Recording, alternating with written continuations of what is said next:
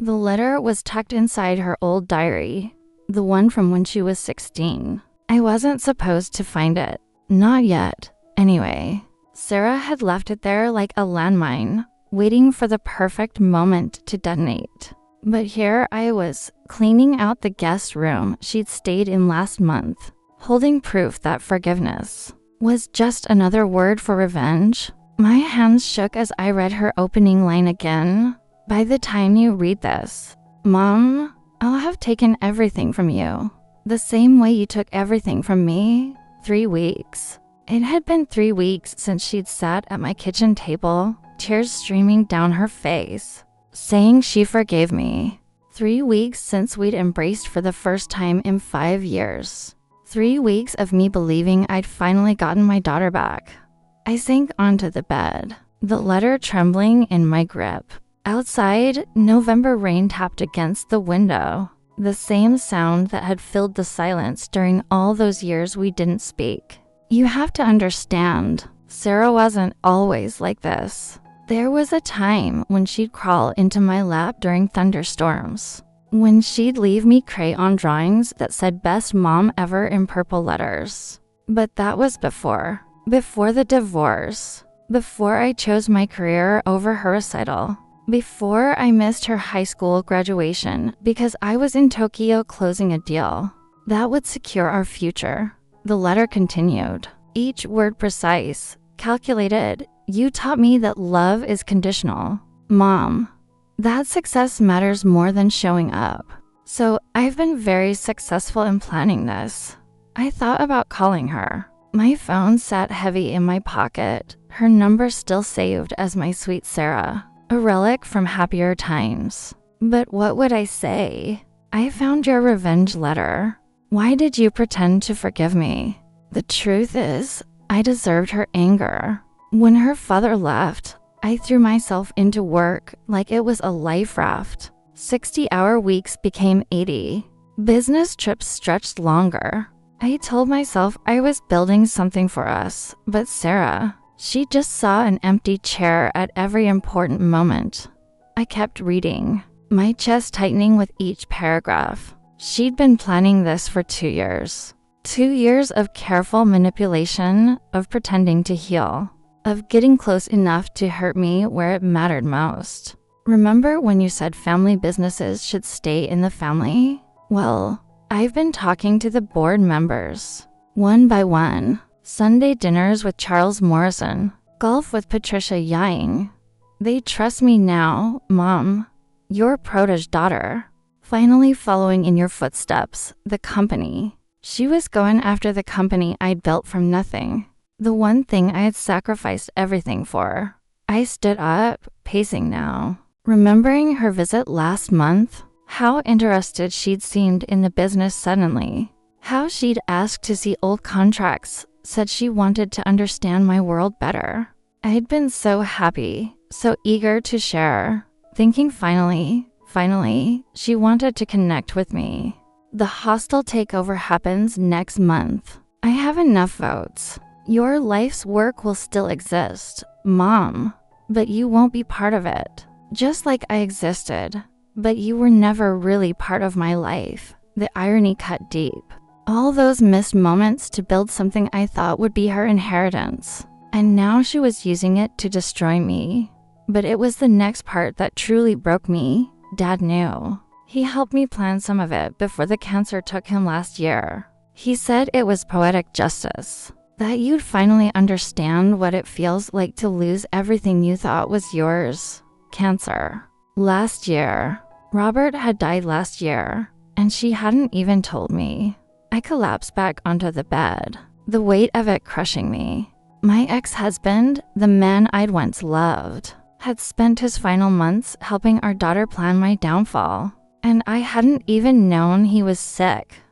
Sarah's handwriting grew shakier toward the end of the letter, emotion bleeding through her careful control. I rehearsed that forgiveness scene so many times. Mom, the tears were real though. Tears of grief for the mother I wished you'd been. But you bought it completely, didn't you? Just like you bought all those excuses I gave for missing my childhood. I thought about that day 3 weeks ago. How she'd shown up unexpectedly, looking so much like she did as a little girl, vulnerable, seeking comfort. We talked for hours. She told me about her therapy, about learning to let go of resentment. She'd even laughed at one point, remembering a birthday party where I'd actually shown up and tried to bake a cake from scratch, nearly burning down the kitchen. "I forgive you, Mom," she'd said, taking my hands across the table. "I don't want to carry this anger anymore." And I believed her. God help me, I believed every word. The letter had one more paragraph, but I couldn't read it yet. I needed air. I walked to the window, pressing my forehead against the cool glass. The neighbor's daughter was outside, jumping in puddles while her mother watched from the porch, laughing. Such a simple moment, the kind I'd missed 1,000 times. When I finally looked back at the letter's conclusion, my breath caught. "But here's what you don't know, Mom. I'm pregnant. 3 months now. And when this child comes, you'll never meet them. You'll know they exist, maybe see photos on social media, but you'll never hold them. Never be called Grandma. Just like you knew I existed, but were never really there. The circle is complete." The paper slipped from my fingers, floating to the floor like a white flag of surrender. A grandchild. My daughter was having a baby, and she planned for me to be nothing more than a ghost in their life. The same ghost I'd been in hers. I picked up the letter one more time, noticing something I'd missed. At the very bottom, in pencil so faint I almost couldn't see it, she'd written, "Unless." Unless what? The word hung there, unfinished, like maybe. Just maybe. Even in her carefully orchestrated revenge, some part of her was still the little girl in purple crayon, hoping her mother would finally choose her. But the letter was dated 3 weeks ago, the same day she'd come to. "Forgive me," which meant the takeover was happening. In just one more week, I had 7 days to decide. Fight for my company or fight for my daughter. 7 days to prove that people can change, that mothers can learn from their mistakes. 7 days to discover what came after unless. But first, I had to read her diary, the one she deliberately left open beside the letter. The one from when she was 16, the year everything fell apart. The diary's spine cracked as I opened it, releasing the scent of teenage perfume and old paper. Sarah's 16-year-old handwriting sprawled across the pages, loops and hearts over the eyes. The opposite of the controlled script in her revenge letter. May 15th, Mom promised she'd be at the art show. She promised. Dad came alone. Again. Everyone asked where she was. I won first place, and she doesn't even know. I remembered that call from Singapore. The deal that couldn't wait. I'd sent flowers to the school the next day. Roses. She'd always hated roses. May 22nd, Mom's assistant called to say she'd be home for my birthday.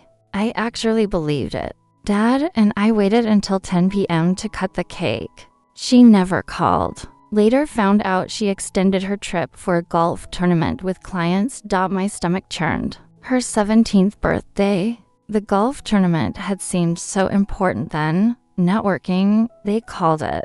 Building relationships. I'd been building relationships with strangers while my relationship with my daughter crumbled. But it was the June entry that shattered me. June 3rd, Dad told me about the affair today.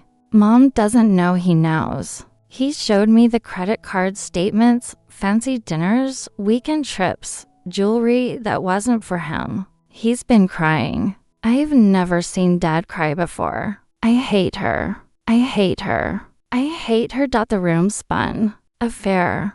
What affair? I'd never. Then it hit me. Richard Henley, my business partner. All those late meetings, the weekend conferences, the gifts for closing deals. Robert had thought, oh God, he'd thought I was having an affair, and he'd told Sarah.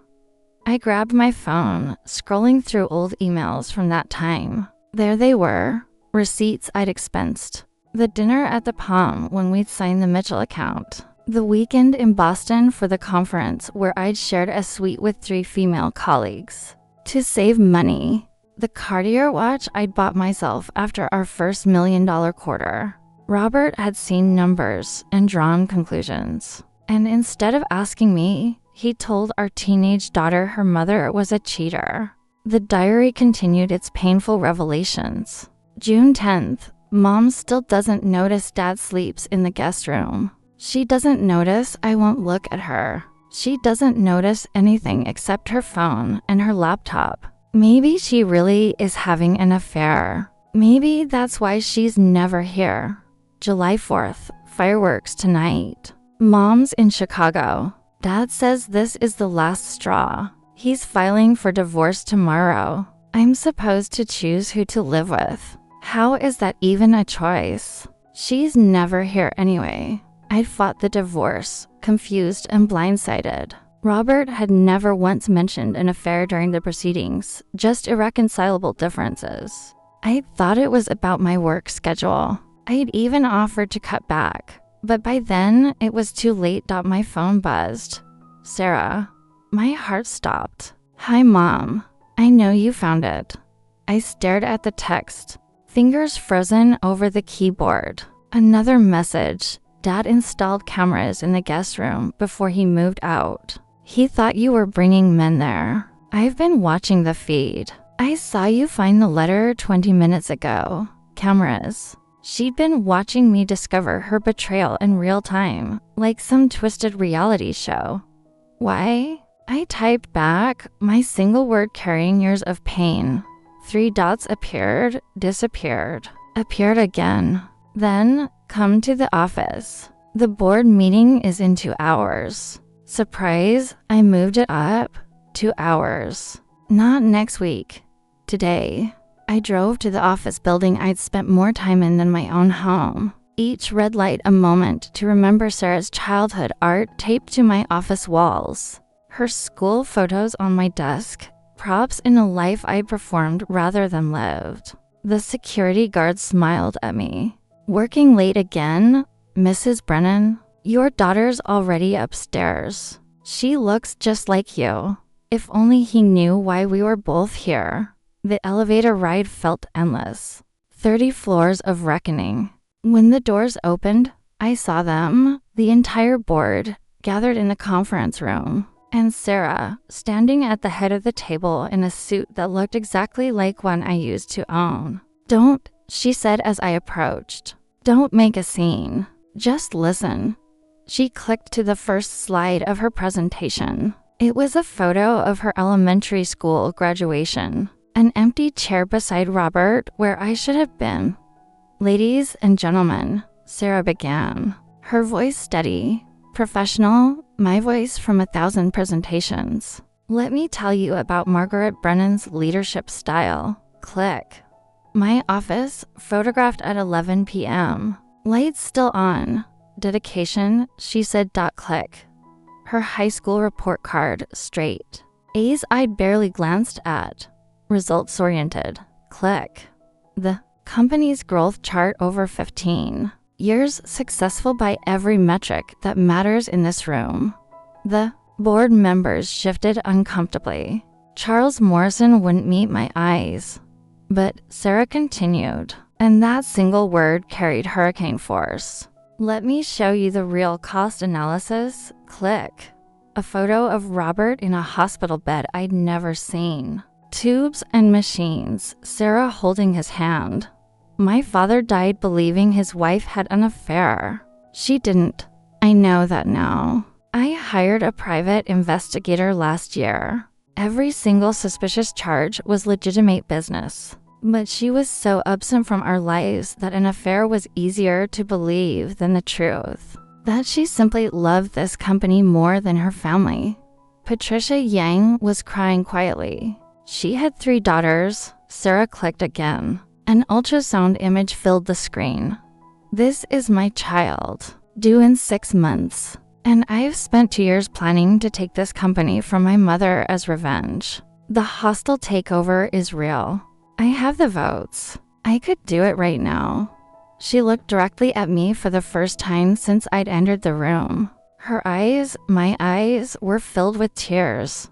But my father was wrong about the affair. And maybe I've been wrong too. Maybe taking everything from you would just make me become you. So focused on winning that I lose what really matters. She set down the presentation remote and pulled out a different document. So here's my real proposal. A different kind of takeover. Mom, you step back. Not out. Back. You become chairman. I became CEO. We run this together, but with mandatory limits. No meetings after 6 p.m.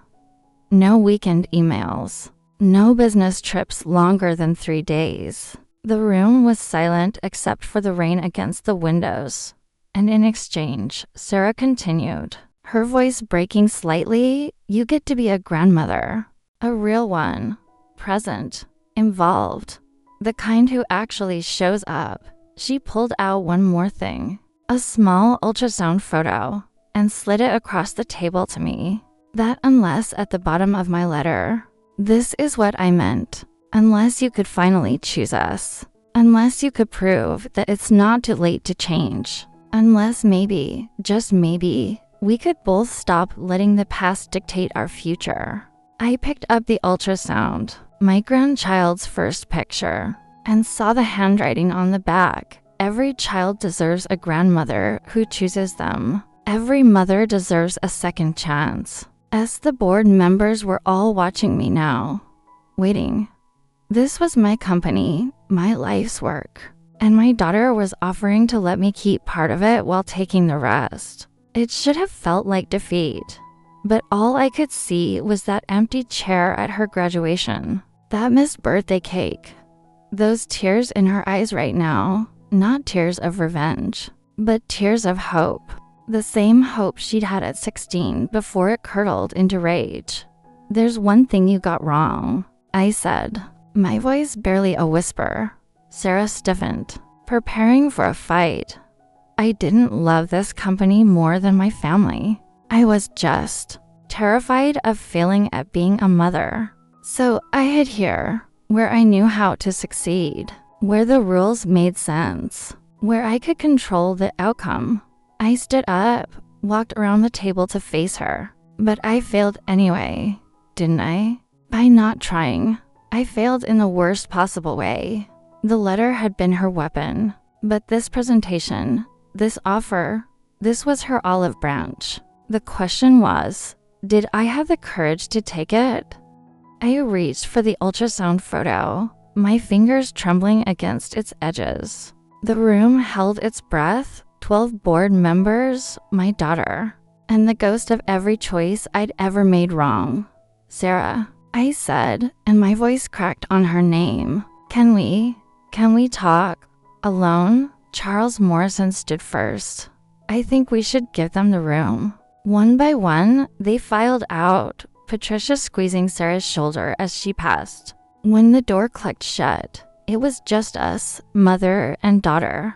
Separated by a conference table that might as well have been an ocean. Your father, I started, then stopped. How do you explain 17 years of miscommunication to the child who lived through its wreckage? I know about Dad, Sarah said quietly. The investigator I hired, he found everything. The conference records, the hotel receipts showing 3 other women in your suite, the watch you bought yourself. I know you never cheated. Then why? Because knowing the truth didn't erase the loneliness, Mom. It didn't fill the empty chair at my recitals. It didn't make you appear at birthdays. The affair was a lie, but my pain wasn't. She was right. God, she was right. I walked to the window, watching the city lights blur through the rain. Do you know what I was thinking during that Singapore trip? The one where I missed your art show. Sarah said nothing, waiting. I was thinking that if I closed that deal, we'd have enough money for your college. Any college you wanted.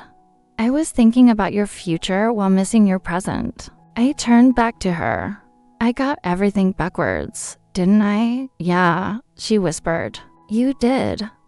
We stood there, two generations of women who'd inherited the wrong lessons. Me from my mother who taught me that love meant sacrifice. Sarah from me who taught her that love meant absence. The baby, I said, gesturing to the ultrasound. Do you know if it's a girl? Sarah's hand moved to her stomach instinctively. Another generation of Brennan women. Another chance to get it right. Or get it wrong. I'll sign the papers, I said suddenly. The restructuring. Your terms. All of it. Sarah's eyes widened. Just like that. No negotiation. No counteroffer. You want to know something funny? I laughed, but it came out broken. I'm 62 years old, and this is the first real negotiation I've ever won. One, Mom, you're giving up control of your company. No, I corrected, finally understanding. I'm choosing my daughter. For the first time in your life, I'm choosing you without conditions, without delays, without checking my calendar first. If that's not winning, I don't know what is. Sarah's composure finally cracked. She sank into a chair, tears flowing freely now. I spent 2 years planning this revenge. 2 years, Mom. I practiced that forgiveness speech in therapy 50 times. My therapist didn't know it was fake. I convinced everyone, the board, my friends, myself, that I was healing, when really I was just weaponizing my pain. I moved closer, still afraid to touch her, afraid she'd pull away. But then she continued. I found out about the baby, and suddenly I was making lists of all the things I'd want my mother there. For morning sickness, picking out cribs, those terrifying 3 a.m. moments when the baby won't stop crying. And I realized I was planning to do to my child what you did to me. Deprive them of a grandmother out of spite. Sarah, I'm not saying I forgive you. Not completely. Not yet. But I'm saying maybe we could try. Really try this time. Not the performance I gave 3 weeks ago, but actually try. I finally sat down beside her, close enough to see the 16-year-old girl inside the 33-year-old woman. I need to tell you something about that day. The art show. Sarah stiffened but didn't pull away. I was at the airport in Singapore, had my boarding pass, was walking to the gate, and then I got a call from Mitchell Corp. One more meeting, they said. Just one more meeting to seal the deal. I paused, the memory sharp as glass. I stood there for 10 minutes, holding my phone and my boarding pass. 10 minutes of choosing. And I made the wrong choice. Why tell me this now? Because I need you to know it wasn't easy. It wasn't casual. Every time I chose work over you, it tore me apart. I just got very good at hiding the tears, at convincing myself the sacrifice would be worth it. Someday. Sarah pulled out her phone, scrolling to something. Dad sent me this video before he died. I wasn't going to show you. But Robert's face filled the screen, thin and pale against hospital white. But his eyes were clear. Sarah, sweetheart, his recorded voice said, I need to tell you something about your mother. I was wrong. Not about the affair. I know you've learned that was my mistake. But about something else. I made you believe she didn't love you. That was a lie I told myself to justify the divorce. The truth is, she loved you the only way she knew how, by trying to build you a future. She just forgot to be in it with you. The video continued. Don't become me, Sarah. Don't let bitterness be your inheritance. Your mother wasn't a bad person. She was a frightened person who hid in her work. And I was a bitter person who hid in his resentment. Don't hide, sweetheart. Not from her. Not from yourself. Be braver than we were. The screen went dark. Sarah put the phone away. He recorded that 2 days before he died. I have watched it 100 times, trying to decide if he was right. Was he? Sarah looked at me. Really looked at me for the first time in years. You were scared, terrified, I admitted. Every single day. Your grandmother, my mother, she was perfect. House spotless, dinner at 6, every school event attended. She gave up her career as a nurse to raise me, and I couldn't do it. I couldn't be her. So I ran in the opposite direction and became something else entirely. Something worse. Sarah reached into her bag and pulled out another paper. Not the restructuring documents. Something else. This is a custody agreement, she said. Not legal custody. Grandmother custody. You get scheduled time with the baby. Wednesday dinners. Every other weekend. Birthdays. Holidays. But here's the catch. Miss 3 scheduled visits without a real emergency. And it's over. No third chances. I read through the document. This contract for love, for showing up, for being present. It's strict. I said, it has to be. I can't watch my child wait by windows for a grandmother who doesn't come. I won't let history repeat. I signed it without hesitation, then signed the restructuring papers. With each signature, I felt something shifting, not losing power, but gaining purpose. There's one more thing, Sarah said, her voice soft now. The house, Dad's house. I kept it after he died.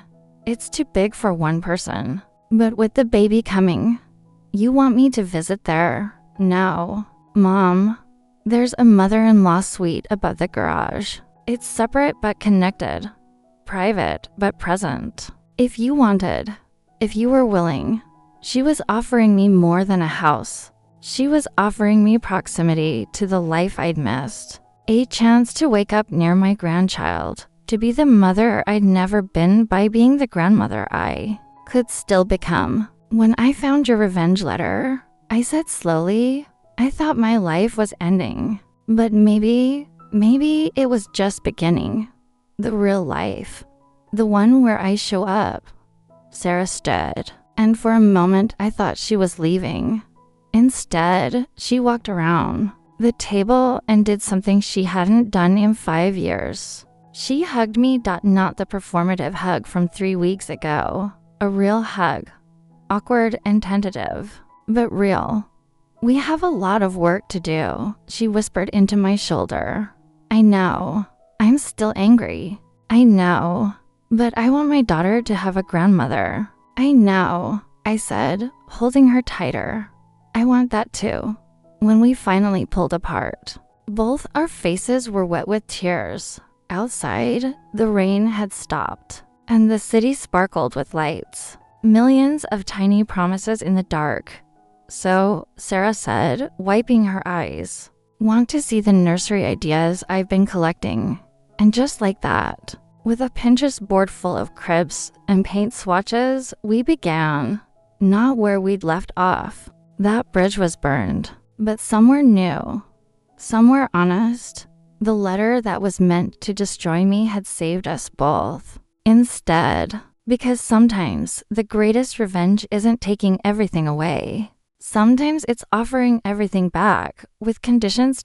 And sometimes, just sometimes, those conditions are exactly what love looks like. Not perfect, not easy, but present. Finally, blessedly present.